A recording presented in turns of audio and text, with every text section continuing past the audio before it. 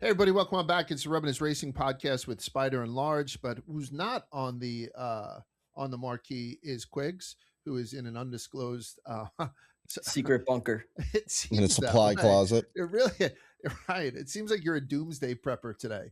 Like there's a bucket behind that's just for urine. Moonhead's going to be the voice of God, and Jacob's going to be in and out, making sure this thing runs as a tight ship. This episode is brought to you by Body Armor Flash IV. Body Armor Flash IV. Where's my camera? Right there. This is the stuff. I don't know about you guys, but the grape and the orange are the classic flavors. So they also have a bunch of other ones that get a little sexier. But I'm an old school guy, so the grape and the orange are my favorites, particularly the orange. Flash IV is packed with electrolytes, delivering faster, longer lasting hydration without any artificial dyes, flavors, or sweeteners. Whether you're training, traveling, or just feeling the heat, work hard and hydrate hard with Body Armor Flash IV. Grab it at 7-Eleven. Ask for it by name. I can tell you after this week's race, we saw a couple of drivers have some cramping issues. Tyler Reddick had a tough time walking up to get his trophy again. A.G. Allmendinger had hit the deck. You know who didn't? Ryan Blaney. Ryan Blaney's big Can body I armor also guy. can Flash I IV also guy. interrupt He's real quick, Large? been hydrated as sub. So get it. Go ahead, Spider. I'm sorry. When they were subbing Bowman out of the 48 car, if you looked how they were prepping Myatt Snyder, one of the pit crew guys, not on the Blaney team, on the 48 team, was drinking body armor. The entire garage loves body armor. You should too. I've got two of the great Flash IVs, including Tropical Punch, which you didn't call out. This is one of my personal favorites, Large. Oh, I think I cleaned the office out of those. That's my deal. I like the classic flavors more so than those. What do you have? Tropical Punch? The orange and grape are like the staples, right? But if you want a little flair, like you said, the Tropical Punch is my personal P1 favorite. I hear you. I love it. This podcast is also brought to you by Blue Chew. Buckle up. Fellas, you already know what time it is. It's time to level up, and Blue Chew just dropped something crazy. I'm talking next level championship belt gold-plated energy.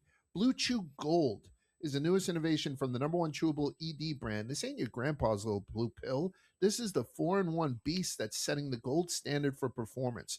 We're talking 2 ingredients for blood flow to keep that rocket pumping, mixed with apomorphine and oxytocin to turn up the arousal and connection in your brain and body.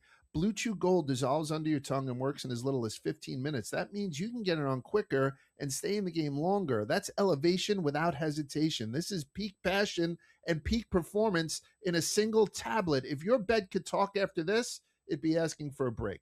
So make life easier by getting harder and discover your options at BlueChew.com. And we've got a special deal for our listeners. Get 10% off your first month of Blue Chew Gold with the code Rubbin.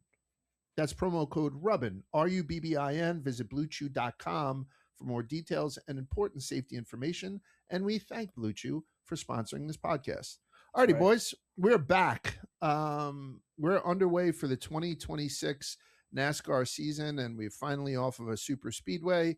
We tried one of 4 road courses this season, and from all returns, it seems like people still aren't in love with road courses. We'll get to that, but we're very, very happy for Tyler Reddick pulling off a historical 3rd win in a row to start the season, which has never been done before. And now he's chasing, I think it would be the first time somebody had 4 in a row since Jimmy Johnson had done it 175 years ago. How you doing, Spider? How you doing, Quiggs? Everybody good? Great, Doing yeah. great. Fun weekend of racing between trucks and IndyCar and St. Pete. John Gruden, Coach John Gruden was the Grand Marshal.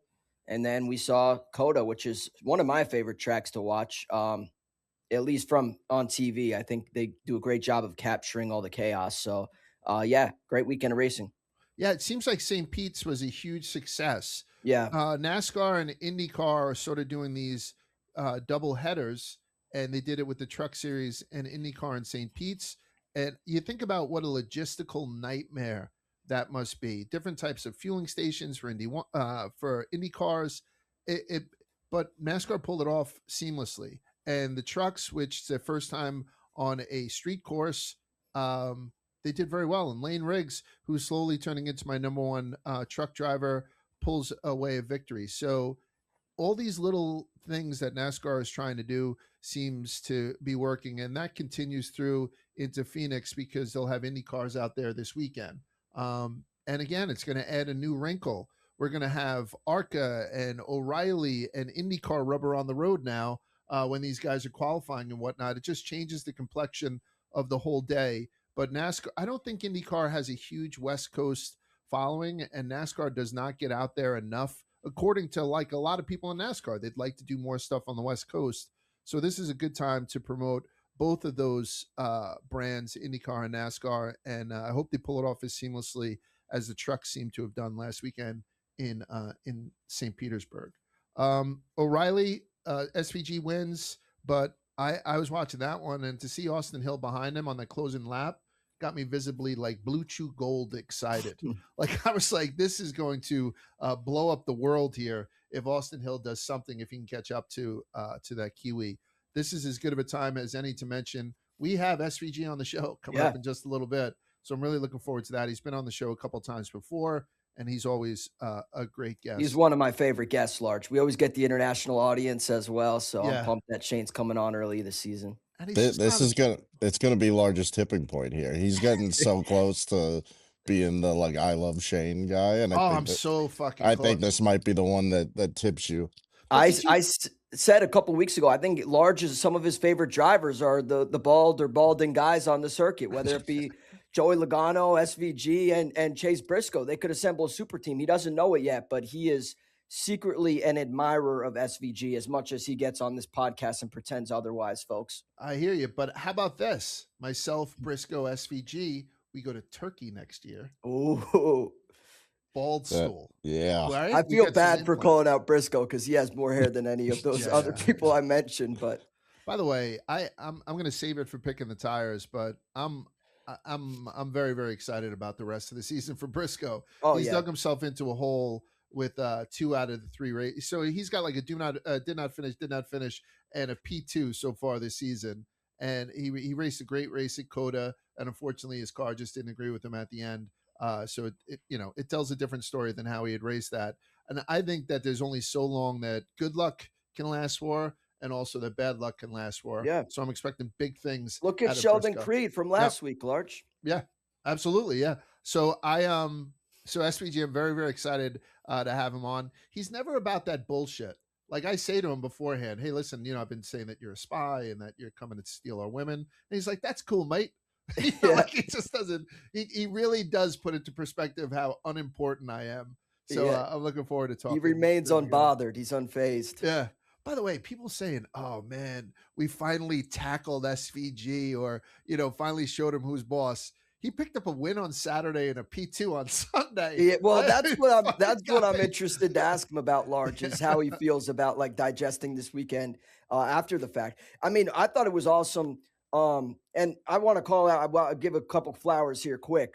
I think Jamie Little has done a great job Amy Little, right? Who am I thinking of? Why is her name on the broadcast? The pit reporter, Jamie. What's her last name? Yeah, Little. I think Jamie Little, right? Oh, I'm thinking Amy Long, Jamie Little. Yeah. Sorry, I had my brain in a blender there. I did. I apologize. That's my fault. Jamie Little has done a great job in the pit post race. I mean, we've seen her interview Michael Jordan 3 of the last weeks after the race. I was concerned early this season that we might not see a whole lot of Michael Jordan on camera or at the track. She's done a great job of highlighting that. I thought she had a great post race interview the last couple of weeks, especially this post race where she got Michael Jordan to admit and confirm that he would be in attendance for Phoenix this weekend, which is great news. And I thought she did a great job. I know it's easy to be critical of their remote broadcast or even her play-by-play. I see a lot of times people on Twitter not happy, but I thought she's been doing a great job post-race, particularly with Michael Jordan. I saw someone call that out on Twitter, and I just want to also give her credit there. Yeah, I think, I think Jordan's got a little crush, to be honest with you. But I think it's just kind of cool all the way around, especially if they get into – sometimes when a sportscaster and a high-profile athlete have a great rapport, it really shows. Muhammad Ali and Howard Cosell, for people who are 150 years old, that was special. Me and Canelo Alvarez was special. I see how I did that right there. I turned it right on me. So when you do have that type of rapport, it like even when Briscoe comes on the show, it's palpable that Briscoe and you and I are friends. He doesn't like Quiggs, I don't believe. But, I think it's one of those things where it just makes – and so to have that with Michael fucking Jordan? Yeah, that's pretty neat. A guy that he doesn't necessarily give that time of day to throughout his whole career. So Yeah. to your point, Spider, I think it's extraordinary. Yeah, I mean, we sat here in weeks past and have debated, oh, is it good to have Michael Jordan in the sport? I also want to call out the fact I've had more friends or coworkers now reach out to me and be like, how about Michael Jordan winning 3 straight? People that historically have never really cared about NASCAR that are now, kind of captivated by this storyline that's brewing. That is this young 2026 NASCAR Cup Series season. Yeah. You know what? Let's address it, because every other podcast have the continued rumors of a conspiracy between NASCAR and 2311 giving them. Listen, please send me all the information that you have on Flat Earth.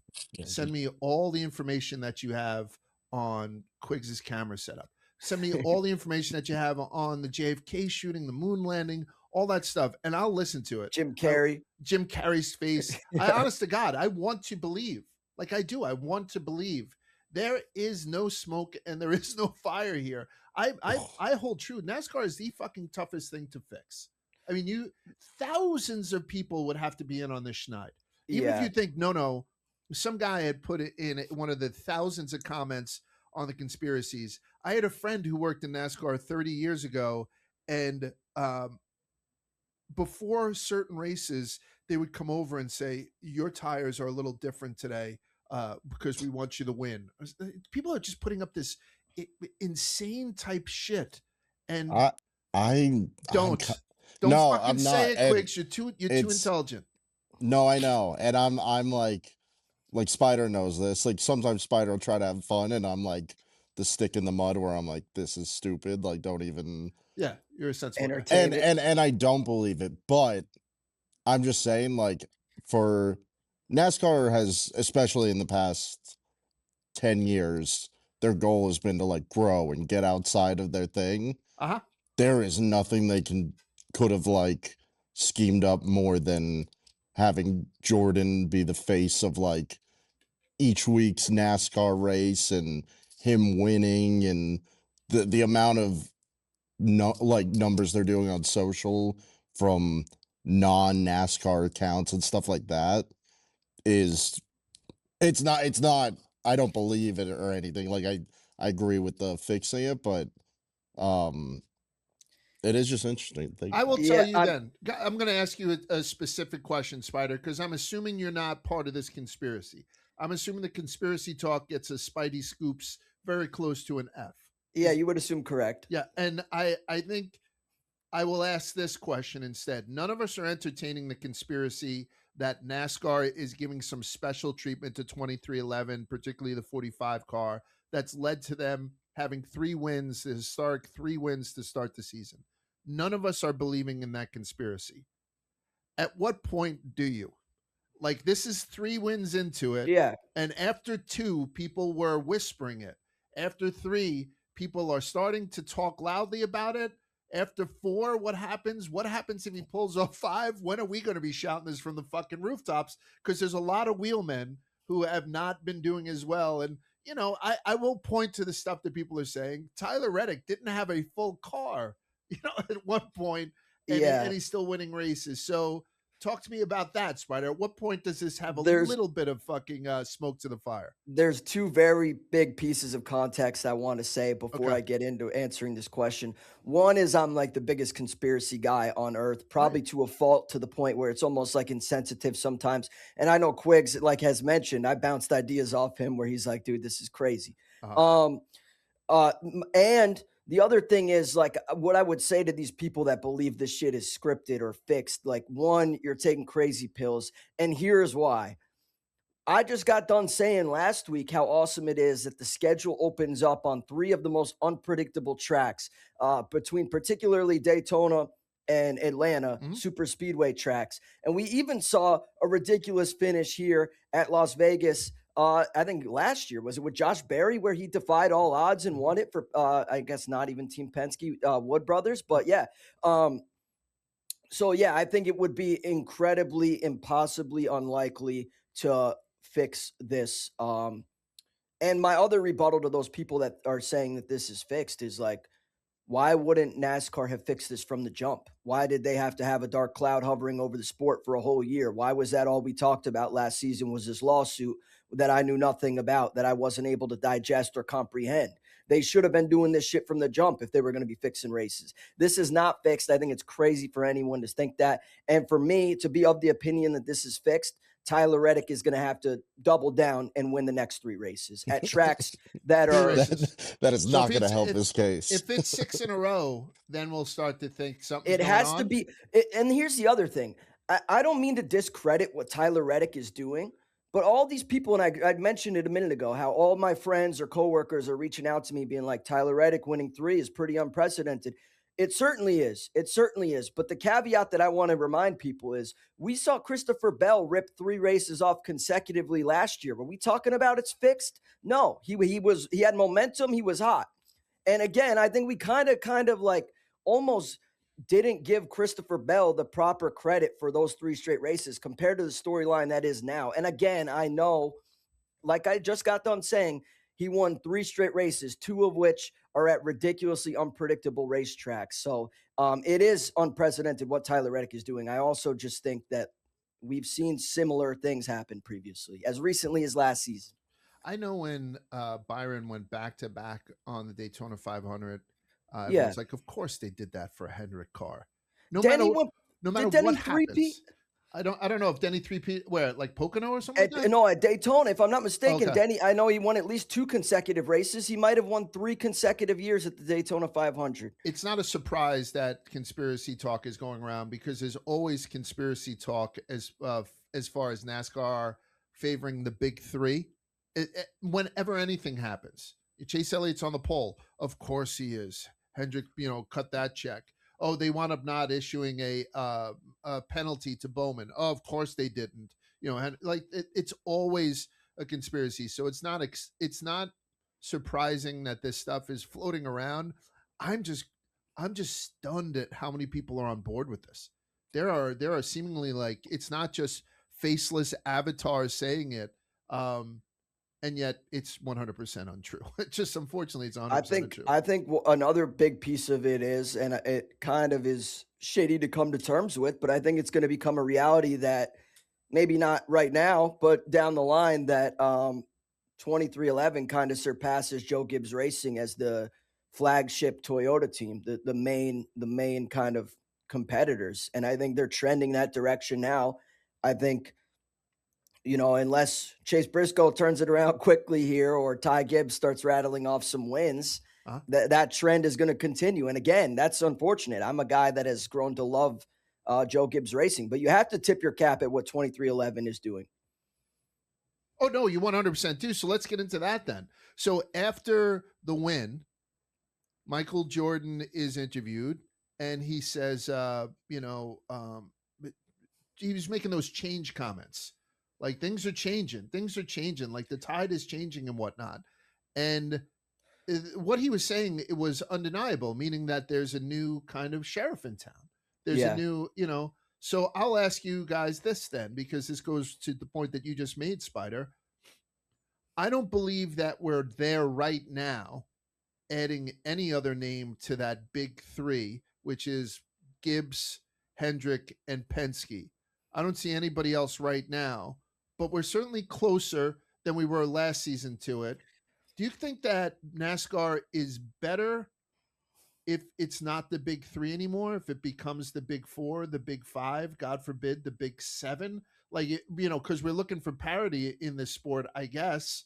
Or is there a argument that you need that land of giants, those gold standards like Hendrick Motorsports, to kind of drive some of the interest and the revenue and all that stuff for it? So I don't know, how close are we to not being just the big 3 anymore? And is it good for NASCAR to have the big 5 instead of the big 3? No, I think we're definitely approaching it's a delicate balance, right? I think it's something where, like, I've long talked about the benefit of having Kyle Larson race in other disciplines and do the double duty. And I think in order to do that, you need to be proven driver that's rattled off multiple wins in a season or multiple championships to show for it. So to have a guy that wins consistently is good. I just got done saying Tyler Reddick has created more buzz outside of the usual NASCAR universe than I can ever remember being the case. So it is good to have those teams and dominant guys in the sport. However, I think it's essential to have guys like Daniel Suarez or Josh Berry who might be able to steal a win, or Austin Dillon at Richmond, or guys like that who can keep these other smaller teams relevant, whether it be Ross Chastain coming out of nowhere, pissing everyone off, or Carson Hocevar knocking on the door for Spire week after week. Those are storylines that simultaneously need to exist, as far as I'm concerned, in the reign of domination. And I almost got bored. I forget. I always go back and call back to it. One of the first NASCAR seasons I watched, I believe it was Kevin Harvick and Kyle Larson that both had like 6+ wins maybe in that season, or like they were just dominating week after week. And I don't know, that kind of gets stale. So if there's one thing we have with this next gen car that I can tip my cap on, as much as there's a lot to be desired, it's that it has provided parity. Except in the beginning of the 2026 season, right? Because we're getting our ass handed to every week, right? Quig, so I'll give to you then. Where do you see the next big, where do you see the big fourth and the big, we'll say the big five. So we already know about Penske, Hendrick, and Joe Gibbs Motorsports. Who's the big four and big five? I think the 4 is easy. I think it's 2311. Is that recency bias with you? Is that a recency bias? Maybe the definitiveness of it, but right. I think it would still be number 4 for me, just from what they're doing, the money they're investing, the people involved, and like success. Like they've been successful. 6-7? Oh, successful. in a way that I think they're, even with the recency bias, solid number 4. And I think 5 for me would be Trackhouse. Did you think that 4 for you before the season started was Trackhouse? Because I've loved Trackhouse, and I have been like impressed by what they're building, and I think they're doing it the right way. It would have been very close. I think, because we call Justin Marks a disruptor, right? Yep. We see that they have a ringer in road courses and Shane Van Gisbergen. Maybe 2. Yeah, and then they bring in the hottest kid in recent memory with Zilich, but 2311 has somebody on their bench, named Corey Heim. Like there's all these things working in their favors. Ross Chastain, when he's at the top of his game, he wins races. Yeah. Right. So they now have a bench, and I know everyone is kind of shitting on Riley Herbst a little bit just because he's been underperforming, considering that the number 1 and number 2 point leaders right now are his teammates. That can't be easy for him. But when you look at, the group as a whole, those big 5, that's going to be a lot of fun if they can continue to build and be as big as these guys. I think we're certainly trending that way. And I think there's 2 teams that you guys neglected to mention that I want to give honorable mentions to, that I would say was Spire, between Carson Hocevar consistently having speed and competitive. And then the other one is RFK. Since Brad K took over in 2022, and I've been burned by AI and quick Google searches before on this show. A quick Google search suggests that they have won 6 cup races since Brad K took over with co-ownership in 2022. That's not something to sneeze at either. Right. As a relatively new, and I know that team has kind of existed, it's just under new management or rebranded or whatever you want to call it. But 6 wins from Brad K in that short time, I don't think that's something to discount either. And I think Spire's consistently knocking on the door, and they're building something that's exciting to watch too. So to answer your question in a roundabout way, Large, I think we are very much trending on the kind of concept of having multiple competitors, as much as Tyler Reddick just rattled off 3 consistent. Cup Series point standings right now, Carson Hocevar is 10, Michael McDowell is 9, and Daniel Suarez is 7. Right? That's a good start of the season. And I think, the 7 team for Daniel Suarez being in the 7 car and being 7th in points right now, I think they have to be thrilled with themselves. Bringing him on board, how he's been executing, how the team has been executing. I'm really looking forward to, like, Front Row Motorsports is putting some money in some young drivers, and perhaps they have a shot to, jump to the top of class. I like, we don't have that historical perspective. I mention it every week, but what we're seeing now from NASCAR is just very exciting on what could be going on. Okay, so no conspiracies, and we're probably closer to being more than the big three than people might think. Is that fair to say? Yeah. All right, good for night, sure. folks. I think I was right twice. So I'll see you guys next week. Michael Jordan and Brad Daugherty were teammates at UNC and I didn't also realize that. owners of Daytona 500 winning teams. NASCAR put this out like a week late. I just seen it, and I thought that's the coolest fucking thing in the world. That is pretty cool because obviously I know two basketball stars finding a common interest in racing. I did not realize they were actual teammates. That's pretty neat. Isn't that cool? Yeah. I thought they were different eras too. I saw that a few weeks ago. It was just somebody posted on Twitter a full NC State UNC like 1983 basketball game, and they were doing the intros, and they called them both, and I was like, I knew they both played there. I thought there was for a some separation. reason, I thought Brad played at your alma mater, Quigs. I thought he was part of the Wolfpack. Wasn't Elijah one?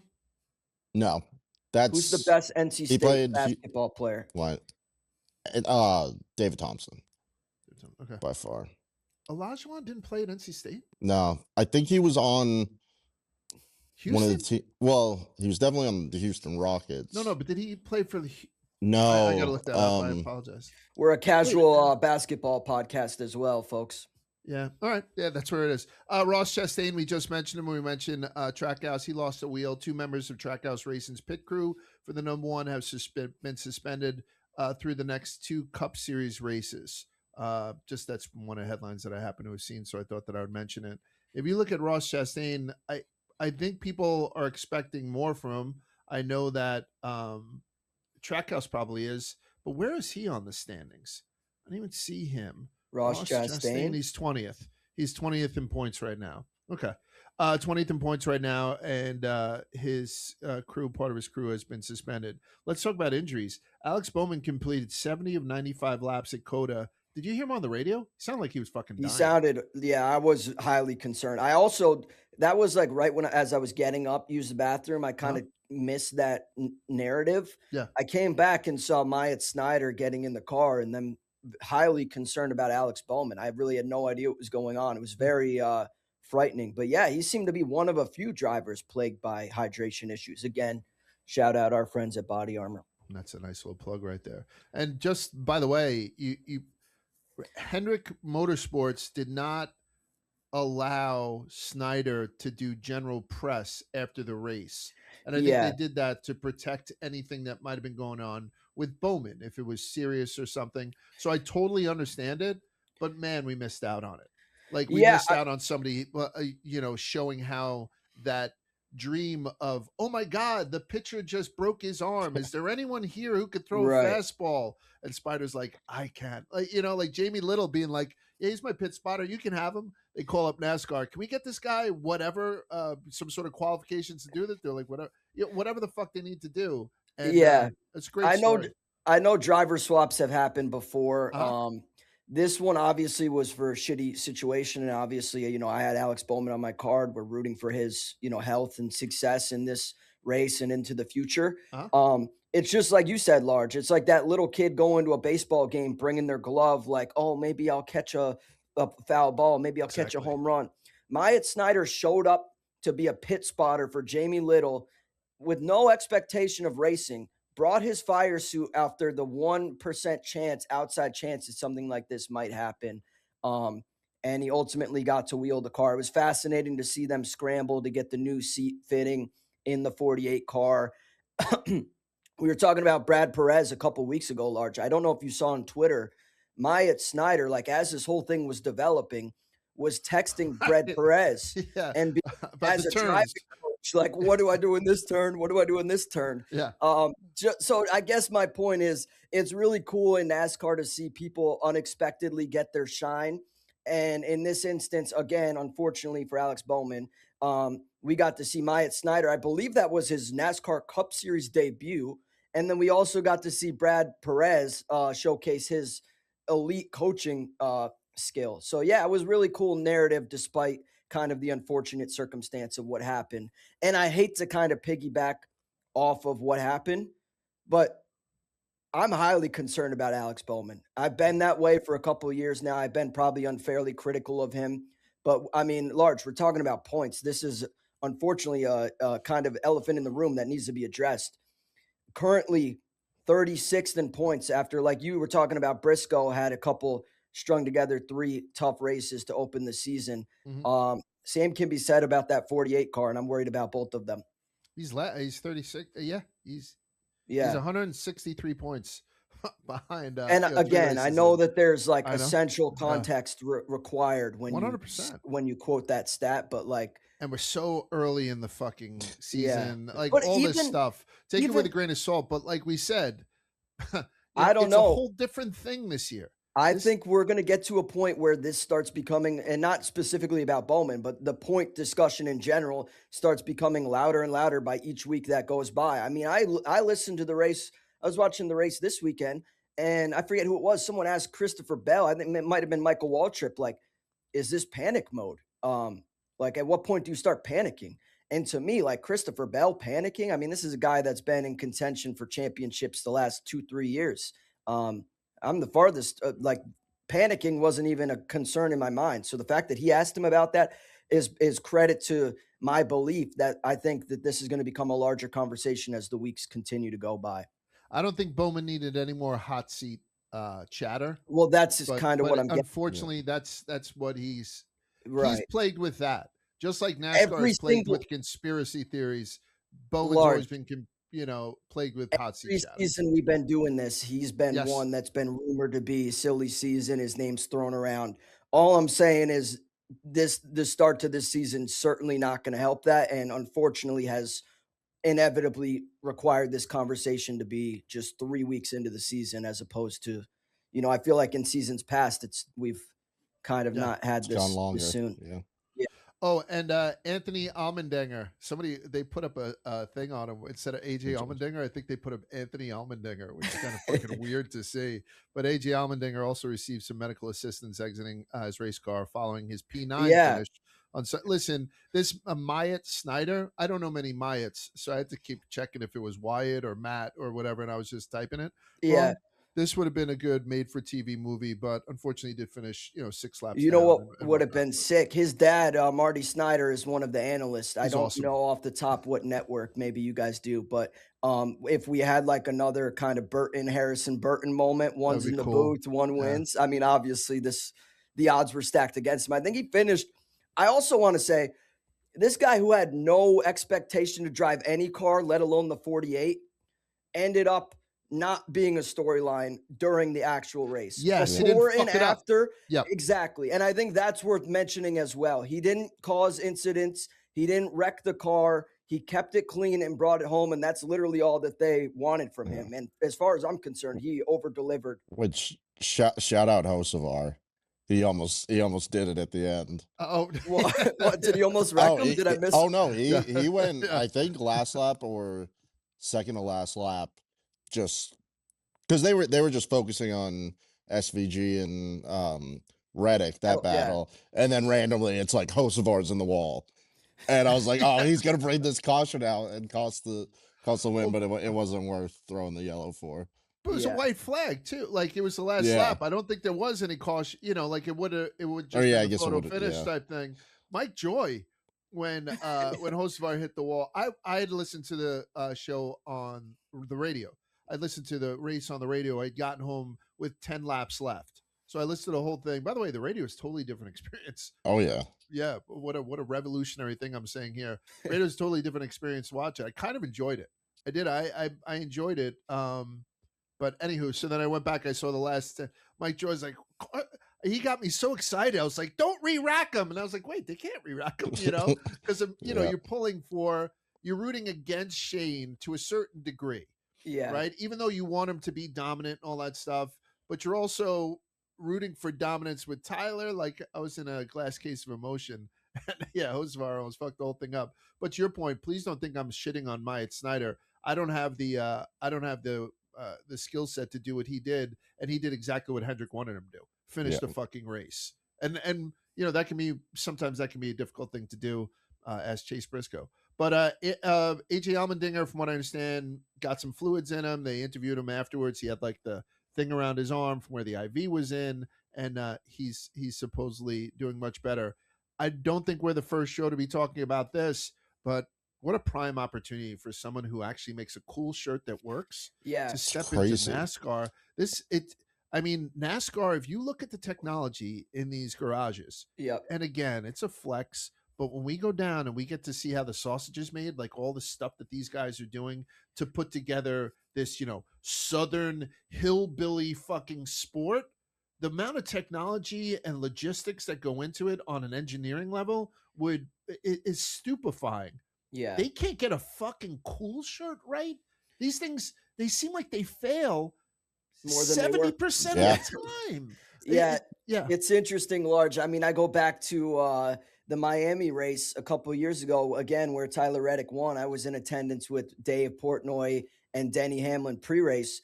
And Denny and Dave were kind of making fun of Tyler Reddick for his choice to use the cool suit.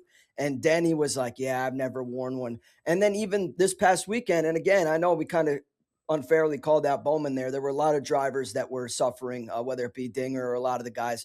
But like the cool suits this has been a talking point for a while. I think Quiggs mentioned it. Then you go on Twitter. I see my guy Dale Tanhart mentioning the fail rate of these. And even Mark Martin was like, yeah, I've never trusted these things a day in my life. So it seems like, to your point, Large, they fail more than they work. And in a sport dominated by like cutting edge technology and immense research and development, they got to do some work here, especially if it's like this much of a storyline where multiple drivers are impacted. One of the top cars has to sub themselves out, and sounds like they're battling in the car. Like that is, yeah.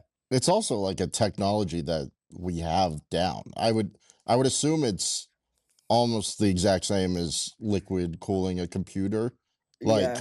and that's something that like tons of nerds have. I mean, you have to put it in a t-shirt, which is different, but like we should have nerds somewhere that can make one of these that just works. I'm gonna go because the further. teams would pay whatever for it. You buy one, it's I'm gonna go $5,000. further. Like we have a next gen car. At what point? How many drivers have to sub themselves out of the race before we get a next gen fire suit? Maybe like a full on astronaut. Oh, I like that. Like a Buzz Lightyear style. Also, I want to ask these drivers. I was watching Monster Jam this weekend. Obviously. What monster truck drivers as well as pit crew guys are allowed to wear the two-piece style fire suits, as opposed to these ones behind me, which are race used, not to brag, and they're one singular kind of piece. Yeah. I'm a little bit interested. Maybe Shane can answer why there's a difference there, and monster truck drivers and pit guys are allowed the two-piece, whereas the drivers have to wear the one singular piece. But we've seen next-gen cars. I think we should see next-gen fire suits. And then all these drivers whose fire suits are outdated, feel free to reach out. I got a home for them. I have a cool vest at home because I was the Willard Panther for multiple 4th of July parades when my kids were going to Willard Grammar School in Ridgewood, New Jersey. So I had to put on this cool. They have this technology, particularly for college mascots. When these guys like the TCU Horned Frog, when he's running around in that Texas Abilene heat or wherever the fuck he is, he has like a cool suit, that works. It's probably the least impressive thing that you could say about NASCAR and maybe about technology in general. Yeah. So if somebody gets on this, maybe get Elon involved. Elon, stop sending us to the fucking moon or whatever the hell he's doing. Large, think about how serious NASCAR as a sport, and rightfully so, takes driver safety. Whether it be like the Newman bar or all these modifications that even drivers themselves have pitched following, races of experience or even unfortunate wrecks where, their own modification has resulted in their well-being. And part of me feels like, and I hate to like kind of be critical, this is very much a driver safety concern. The fire suits and the driver climate, like where these guys are literally getting cooked like barbecue chicken inside the cars. We've been in a car before, Large. I know firsthand how hot it is. And we're early in the season. We're not even talking about a race. And I know it's Texas, but like, midsummer day with the sun beating down. Like, it was 85 degrees in Texas. It's 105 in Nashville. When this is getting to the point where multiple drivers are complaining about it, to the point where they literally have to get out of the car and receive medical attention for it, I think they really need to like invest in making this a better situation, whether it be air conditioning or what. I know that's something to like, maybe we just leave it and it be something like going to play football in Buffalo and be like, oh, you can't handle the cold. Like, Quigs, that's Alex on you. Bowman, a guy who I have gotten on the show and said I don't root for time and time again, was pre-race talking about how he did all this extra conditioning and how he feels ready to go, and he still had these issues. Yeah, I don't know. Tyler Reddick, did you see him going up to the winner's circle? He had to grab the banister at one point because he was buckled over. And then I think he like hit his shin bone and like started limping. But yeah he was fatigued. By the way, I had seen, I had listened to a little bit of Door Bumper, and Freddie was saying how when they had asked BJ McLeod about cool suits once, BJ McLeod's like, the bigger the turkey, the longer it takes to cook. So he doesn't wear one. I bookmarked that quote. That was a great quote. Yeah. It makes me wonder too, because we've been lucky enough because of our relationship with like Netflix Nick and Freddie and a bunch of other guys. We've been up on those top decks for the spotters. It's not an easy day for those guys. Let's give a shout out. Let's give a shout out to all these people that we know who are up there doing the spotting things. When they're on the top deck in some of these spots, I don't think it's going to be that hot in Phoenix, but we're also in March. These guys don't have the proper, and I think Phoenix, actually, we've been to that spotters thing. It's covered. Phoenix has a nice setup, but some of these guys are fucking up there like they're government snipers. You know, they got nothing around them.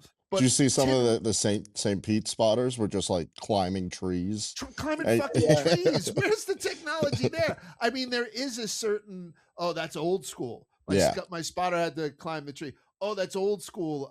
Freddie got roasted on the back of his neck, you know, trying to guide Bubba to a win. Or so I understand that.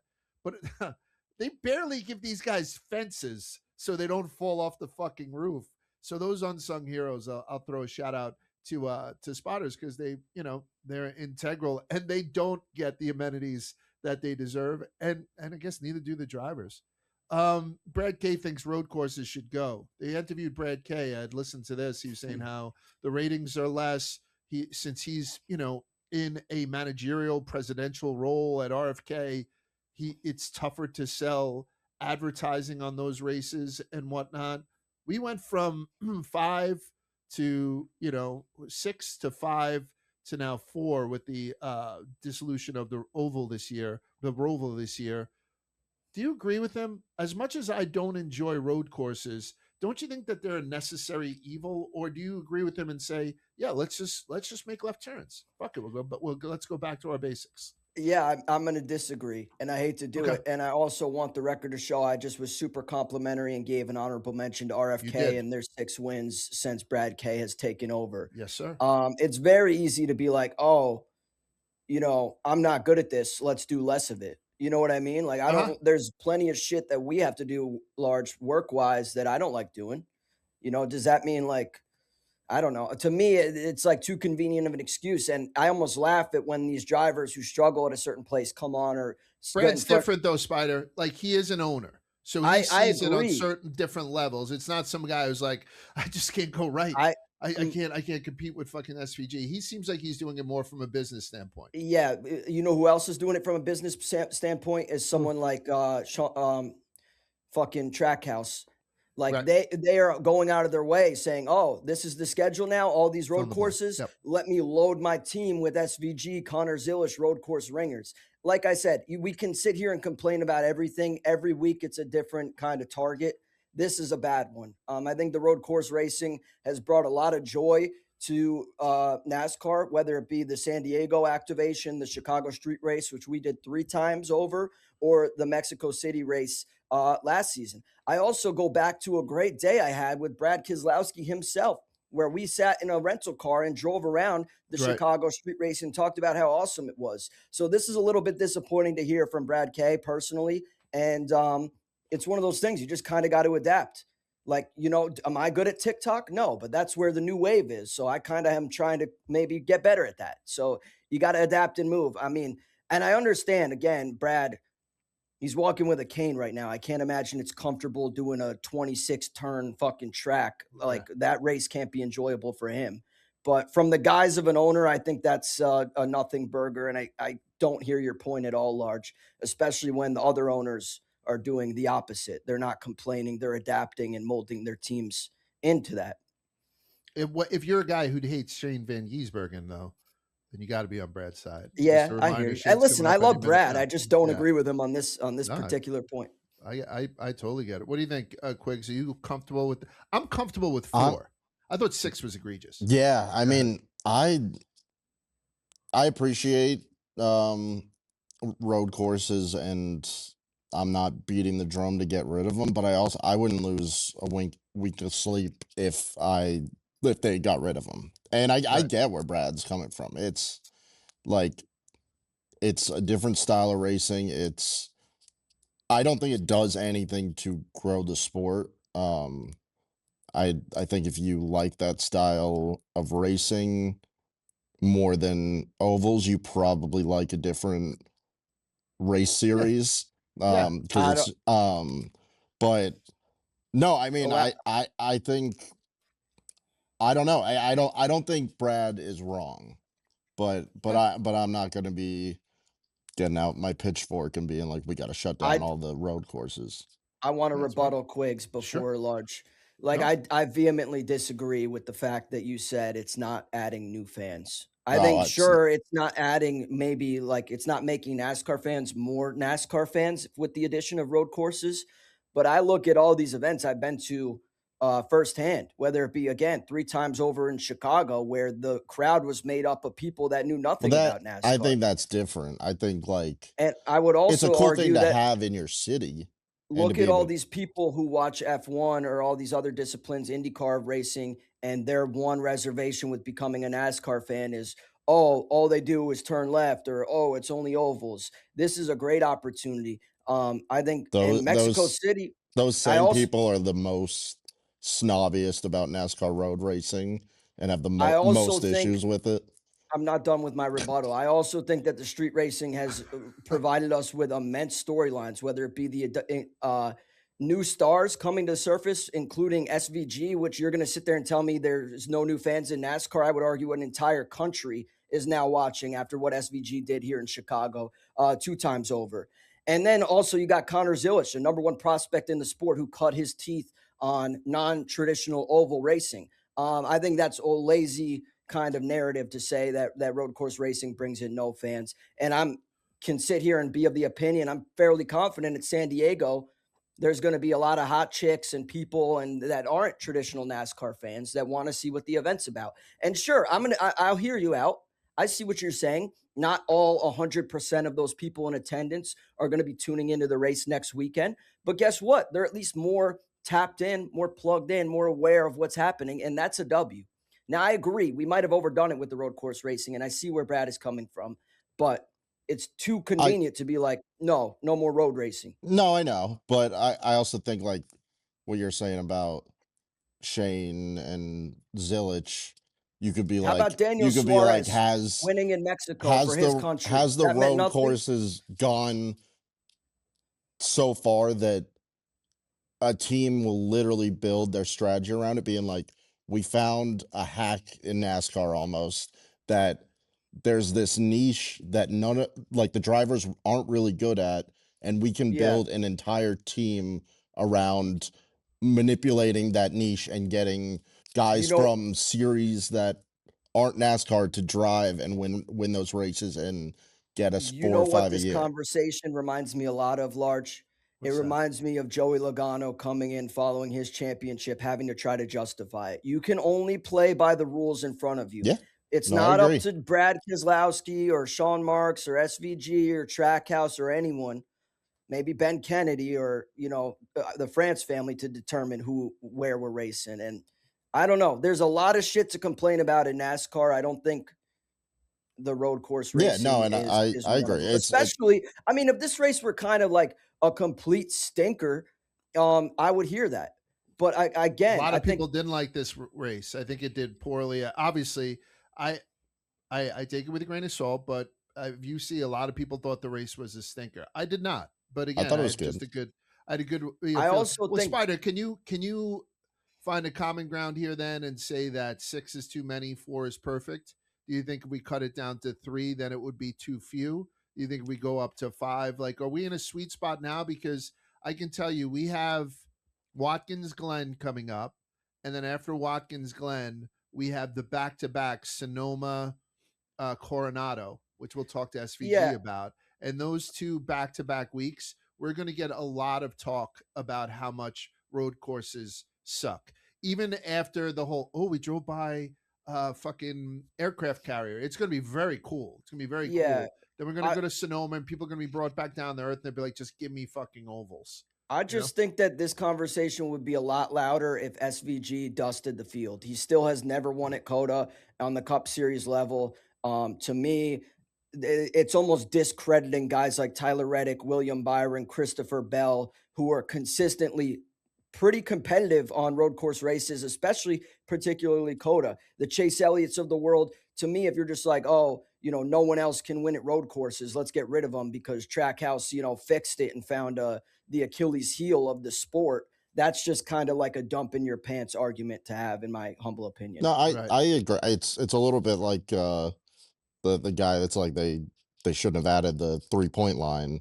Right. It's not fair that this one team now got a bunch of shooters and are making 3-pointers. But I'm just saying I get where some of the drivers that would be their standpoint just because it's not their thing and they Yeah. like I have think, no interest in I think Brad's doing a it. special beast here too.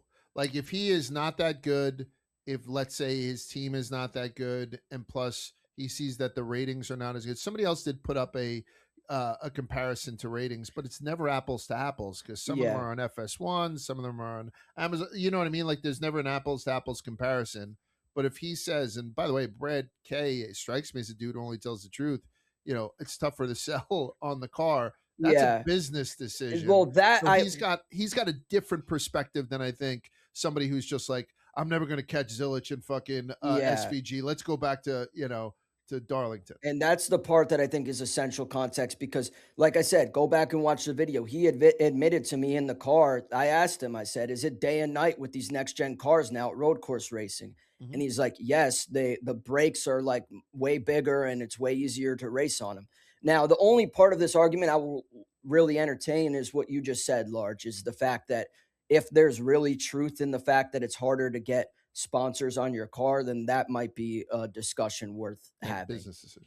A federal judge ruled Monday that Chris Gabehart can continue to work for Spire, but not in the role he performed with JGR. The judge also set a March 16th date for a full hearing regarding Gabehart's employment. So we have nothing new to report on this. This isn't like the NASCAR 2311 Front Row Motorsports thing.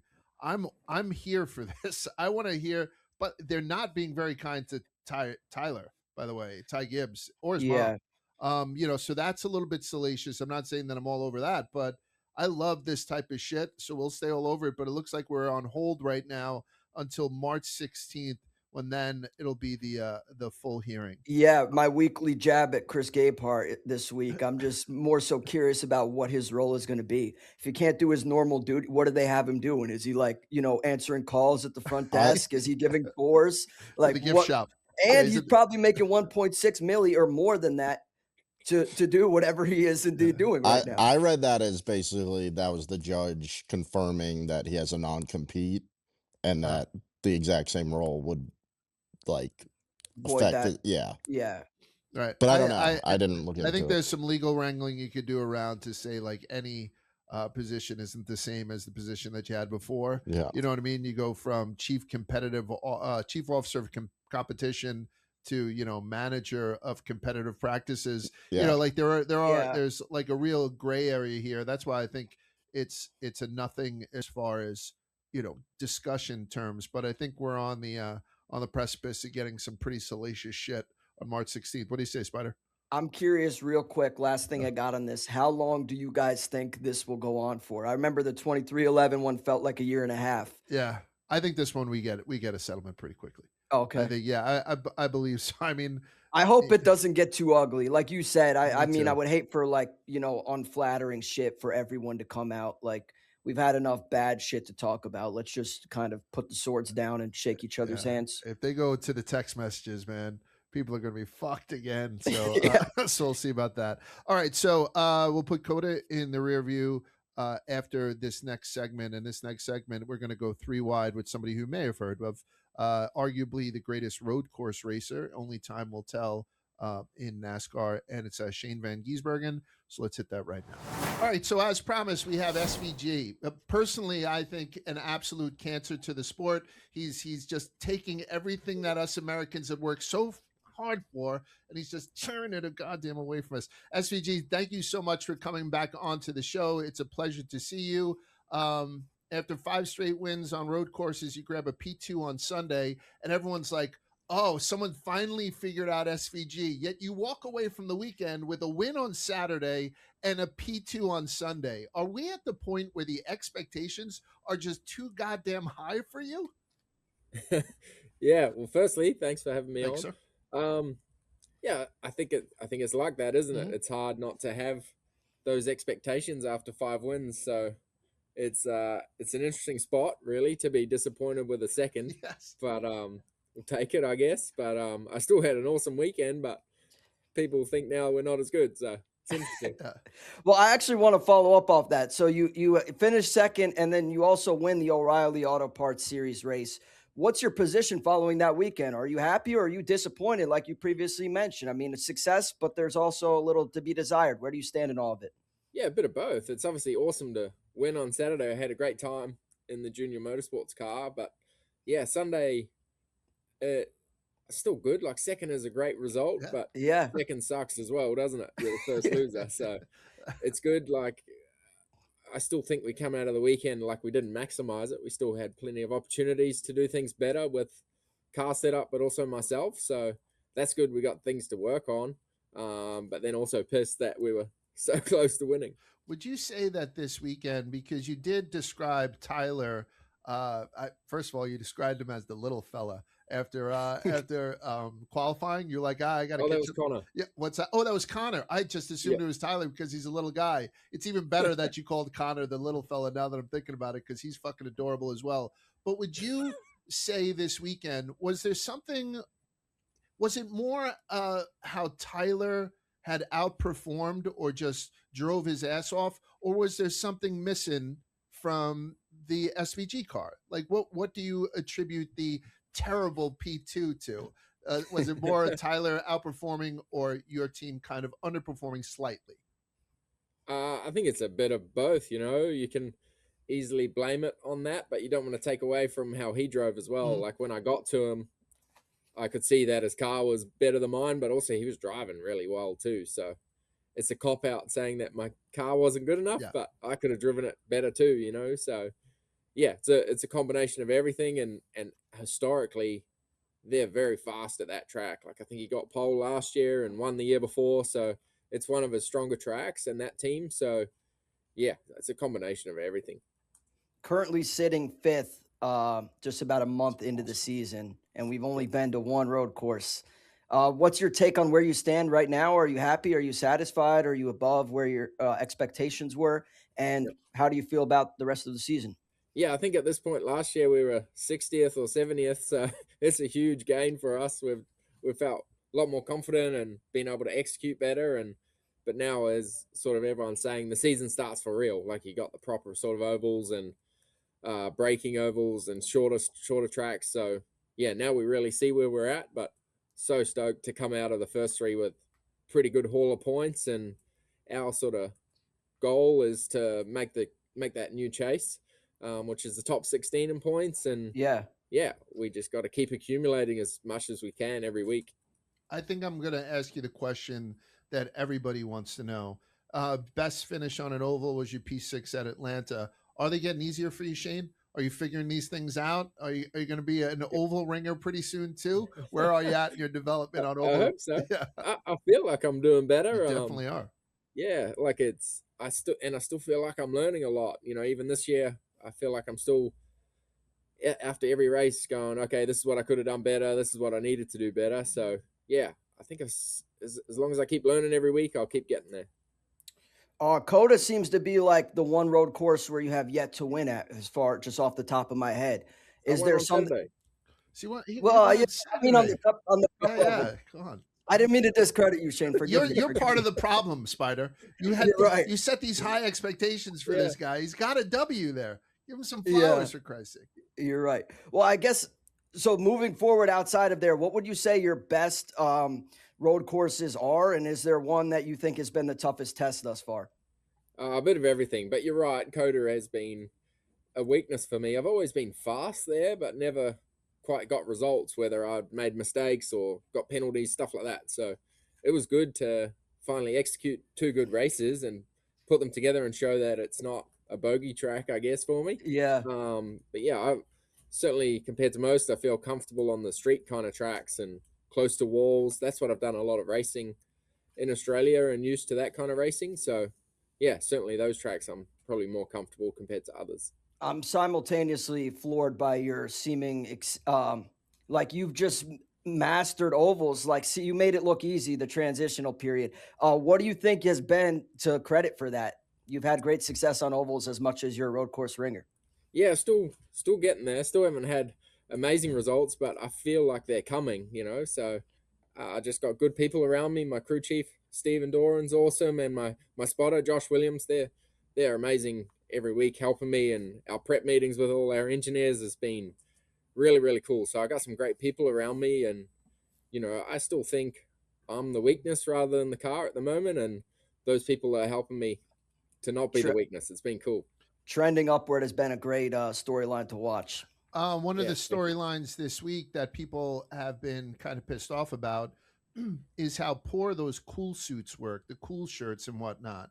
Was that an issue with you at all? Is that something that you typically wear, or is just, can you throw your 2 cents in on that? Because from a spectator standpoint, that technology is broken, and I don't know why somebody doesn't step in, fix it, and become a gazillionaire.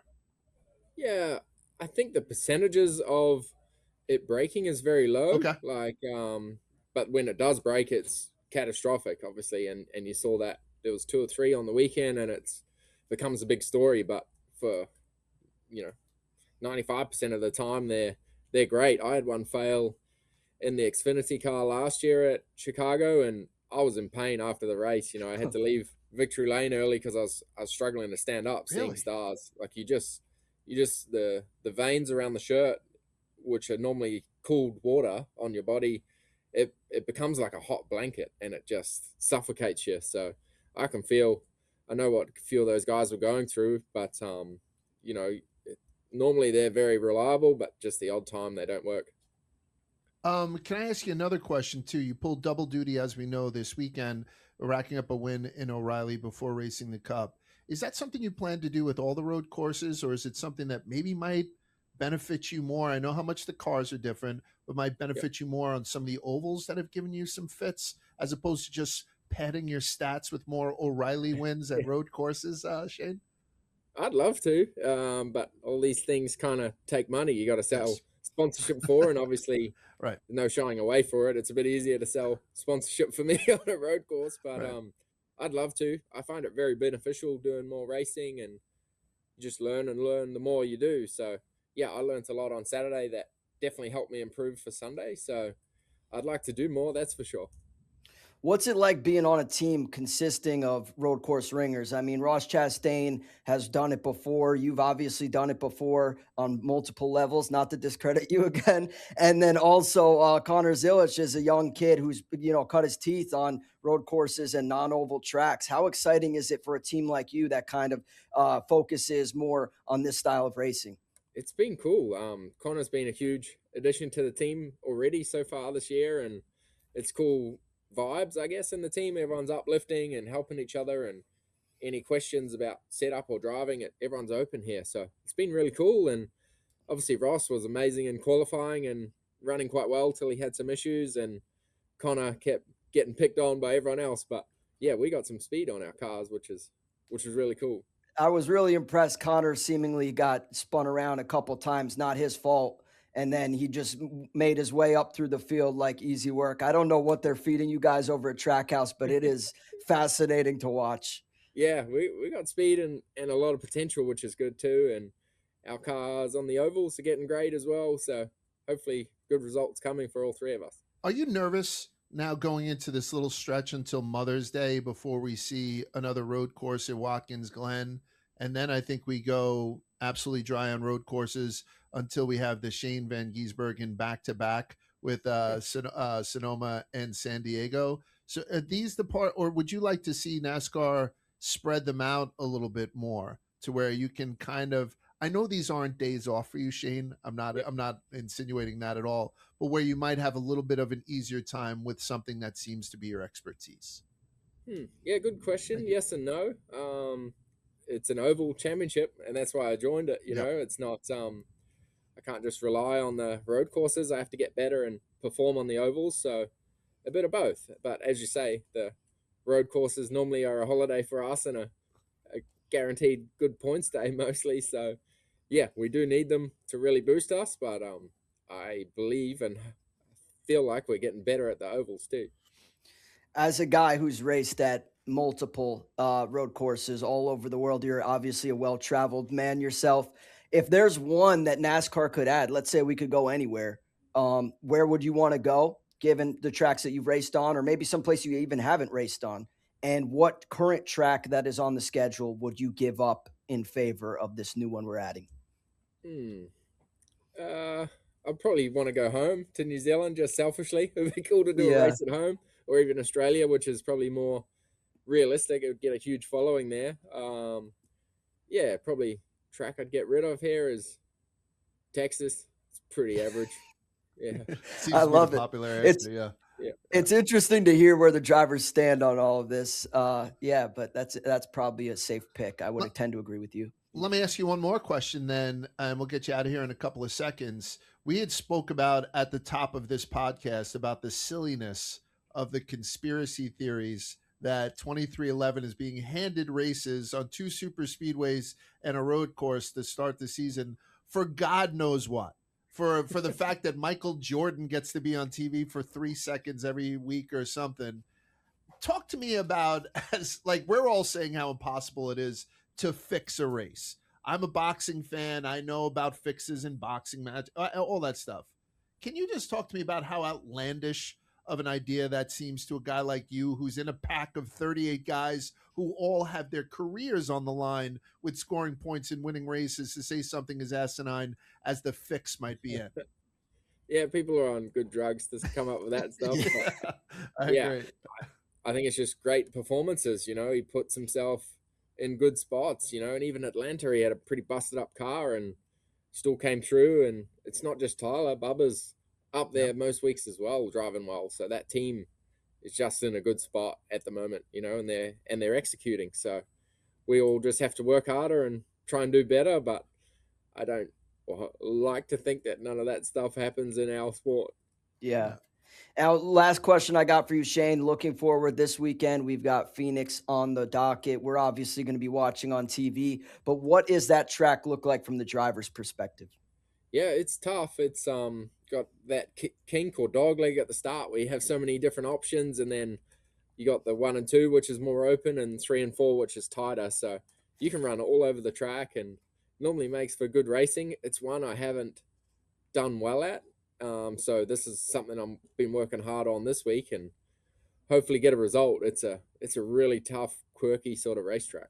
All right. Well, Shane, we really appreciate your time. I'm going to reluctantly say good luck for the rest of the season. I'm going to have, just so you know, I'm going to have my fucking eye on your cam to make sure you're not taking pictures of the battleships as you go by on the military base, because I'm American first and NASCAR fan second. Thank you so much, Shane, regardless of whatever he says, I'm pulling for you indefinitely. I appreciate you, dog. Thanks for the time today. Shane, give my best to everybody. Congratulations on the success. We'll talk to you soon.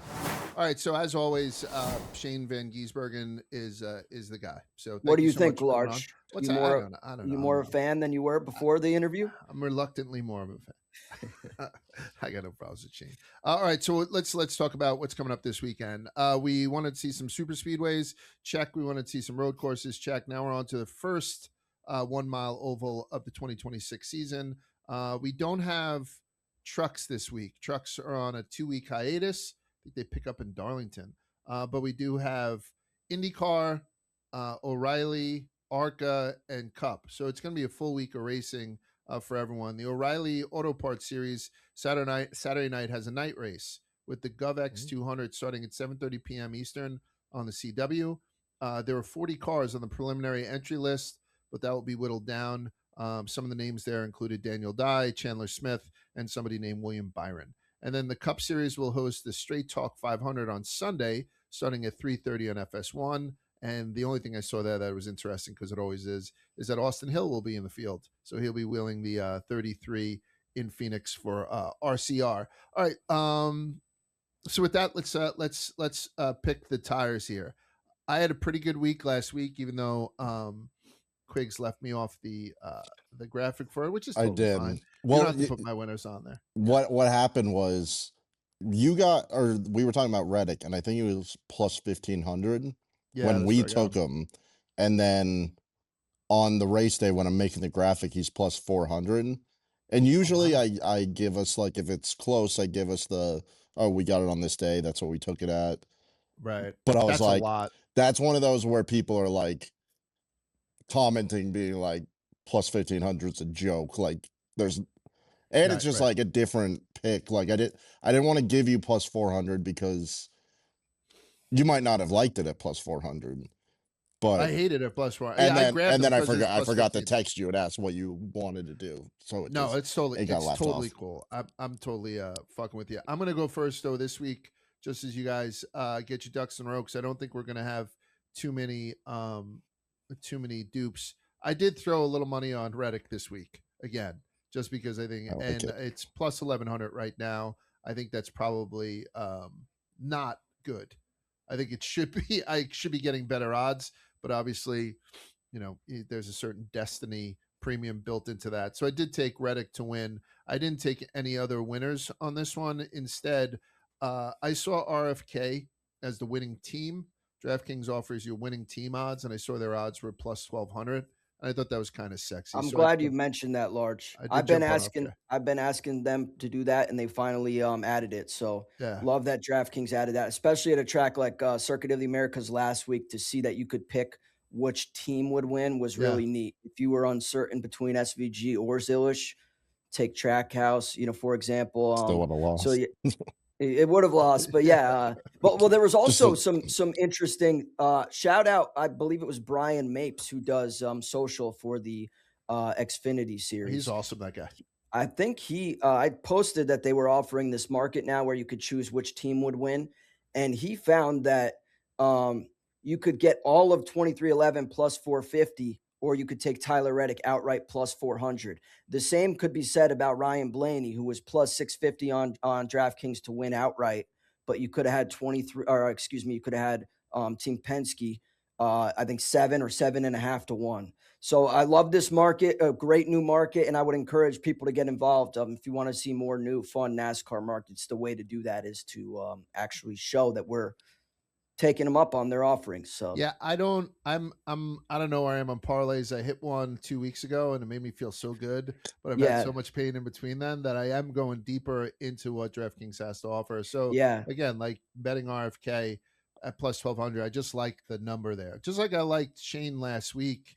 That was a very smart pick. Great pick. Yeah, great pick. One. Otherwise, I'm going to ride Penske this weekend. I'm going to ride their jock if that's okay with you guys. Like I said, I'm not taking any winners except for the destiny pick of Tyler Reddick, but I am taking Ryan Blaney top 3. I'm taking Joey Logano top 5, and I'm taking Austin Cindric top 10. They're all around plus 200, those bets right now, which I'm pretty happy about. Maybe a little bit less on Blaney's plus 165, Joey's plus 160. And Austin Cindric is plus 260. Alrighty, so Reddick to win, RFK to win on just a flyer, and then top 3 Blaney, top 5 Logano, top 10 Cindric at Phoenix. What do you guys got?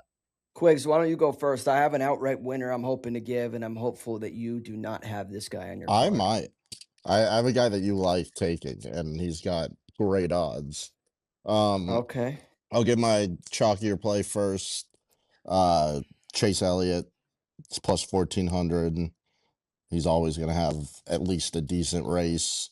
Has a top 10 in 3 of the last 4 races. So like him. My guy that I think I could possibly have that you have, Spider, is Ty Gibbs. He's Okay. plus 6,500. I love your card so far because I hate it, but I'll share. I'll save my Okay. feedback. He's plus 6,500. Plus 6,500. I don't think he will be that on race day. That's just a crazy number for Yeah. his level of driving. He's 7th in laps led at Phoenix in the last 5 races. He has a top 5 in that. I like him a lot. I've liked. He's had good moments this season so far. He's been racing all right. And then I have a parlay of top 10 guys. Ty Gibbs, Hocevar, Busher, all top 10, plus 2391. And I love that. I might take Bubba. Oh yeah, Bubba's having a great fucking season. If they want to keep the conspiracy alive, but add a little bit of a wrinkle, some smoke, Bubba would be a nice storyline. So you don't think? By the way, I just looked. Ty Gibbs is plus 800 for a top 5. That might be in play. That might be one too. We also we haven't talked about if the conspiracy that we all think isn't true is true. Where's the love for front row? Right? Like, will they splash a little? Because imagine they do splash it, give a little bit to Bubba, then a I front like row that. guy squeezes. What front then row all of a guy sudden- would you take, Large? know, I got man. my pick. I would take my boy Zane Smith Of course, personally. yeah. I mean, Zane's been having, Zane certainly had been more. I just took a Bubba up top 10 too, a top 5 too. He's been more visible than most of the other guys in the seats, but I don't know. Spread it around, conspiracy theorists, as far as I'm concerned. Spider, who do you got? Yeah, I'm a little bit confused by these odds this week, if I'm being honest with you guys. Quigs, I hated your Chase Elliott pick. That's fair. I kind of do too. And here's why. In his last 5 races at Atlanta, Chase Elliott has finished in the top 10 3 times. He has 0 top 5s, 0 wins. He's only led 2.4% of the laps. The Chase Elliott we've come to love recently has been a guy that has strung together consistent finishes rather than a bunch of wins. And there's nothing against that, especially in this new points format. However, when it comes to an outright pick, I don't love that. And I feel bad because usually I don't give any feedback on your guys' pick. I'll just let you fire away. But for whatever reason, I felt inclined to share that. I agree. I do love your call out on Ty Gibbs, and I love Ty Gibbs. He's a guy kind of like Zane Smith in a weird way that can kind of surprise and come out of nowhere and provide a great result when you least expect it. So 60-1 was the latest price I saw for him on DraftKings. I'm in for a little sprinkle, about a $6 wager that could win me upwards of $450. So that's really cool. I like that pick. My main play for this week, though, I'm going to give one outright play, a driver that I love, and his name is Kyle Larson. In his last 6 races here, he's finished within the top 5 times. He's led 11.4 of the total laps run at Phoenix since February 2023. If you look at the recent race here, he finished 3rd in the championship race, ultimately won the championship. I love Kyle Larson here. My concern is that just the Kyle Larson we get with the season and the championship in the balance? Is he capable to do that at the early Phoenix race? So I'm hopeful. And the thing that's qualming me on there is if you look at his intermediate track, 1 mile track stats since February of 2023, in 15 races there, he's finished in the top 10 times. That's 66% times on intermediate tracks. He's finished within the top 5. That's incredibly encouraging. And Kyle Larson is a guy that can win and win and win. Plus 650 for him outright is incredibly fair. I want that on my card. The other one I'm highly intrigued by is Kyle Larson. A top 5 is minus 110. Again, folks, he's done this 5 of 6 times in his last races here at Phoenix. In his intermediate races, In those 15 races, he's done it 66% of the time. He's finished within the top 5. I like laying the -110 for a Kyle Larson top 5 and a +650 outright winner here at Phoenix this week. I like it. I had mentioned earlier how I was looking at Chase Briscoe, and I was talking about how I think good luck and bad luck eventually run out. He's not on my card for this week, but the reason I mention it is preseason, I was looking at Chase Briscoe to win the Cup Series championship, and he was around a plus 800. And where he is now, kind of buried, I think he's at 27th in points. It went up to plus 1100, so I jumped on that too. So I took Chase Briscoe to win the championship. It doesn't have to be on the card, but that's what I just want to mention with Chase. I added a championship future as well, Large. Who'd you get? Before CotA, I saw Tyler Reddick was 10-1. And I was like, you know what? I don't have him on my card this week, but this is like the best I can do. I'll take a championship flyer on him, something I can root for the entire season. Because, we love Reddick. I'm going to be rooting for his success all season long. And this is a great kind of vehicle to do it. But there are some juicy odds. It's an even year, and I think Joey Logano currently sits at 14-1 I already got him to win the championship. I have a little sprinkle. Currently, I have championship futures on Reddick and Joey Logano. I tried to pick guys north of 10-1. I think I got Joey 14-ish to 1. I got a plus 1800. Yeah, it might be 18, Yes. 14 range, and then Reddick I got 10-1. But if you look now, I think he's plus 750, plus 850 to win the championship. So keep your eyes on those championship markets as well as which team will win, the newest market on DraftKings. Thank you so much, Body Armor Flash IV, for your continued support. Thank you to everyone who is listening, and we will see you guys next week on Rubbin is Racing. Enjoy the weekend, fellas. Peace.